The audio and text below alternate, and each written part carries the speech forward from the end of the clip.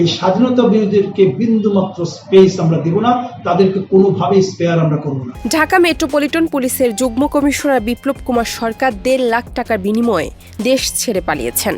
জানা যায়, পাচারকারীদের সহায়তায় অবৈধভাবে লালমনিরহাটের পাটগ্রামের দহগ্রাম সীমান্ত দিয়ে ভারত পালিয়েছেন তিনি।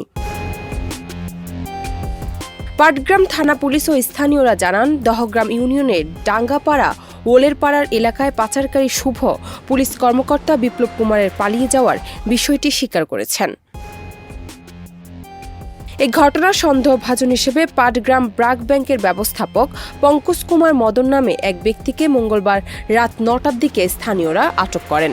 তবে রাতভর তাকে জিজ্ঞাসাবাদ করে নির্ভরযোগ্য কোনো তথ্য না পাওয়ায় যায়নি বলে জানিয়েছেন পাটগ্রাম থানার ওসি আবু সাইদ চৌধুরী।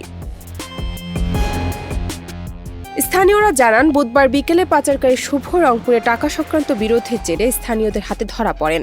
ওই সময় রংপুরের স্থানীয় বিএনপি নেতারা মোবাইল ফোনে পাটগ্রামে তাদের দলীয় কয়েকজন নেতার সঙ্গে শুভর ব্যাপারে কথা বলেন। এ সময় শুভ তাদের কথোপকথনে যোগ দেন।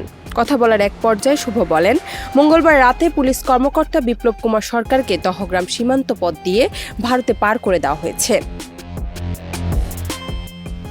এ সংক্রান্ত কয়েকটি অডিও সামাজিক যোগাযোগ মাধ্যমে ছড়িয়ে পড়েছে। এ বিষয়ে শুভ তার বাবা ওসমান গনির সঙ্গে কথা বলতে যোগাযোগের চেষ্টা করে, তাদের পাওয়া যায়নি। ডেস্ক রিপোর্ট, দেশ রূপান্তর।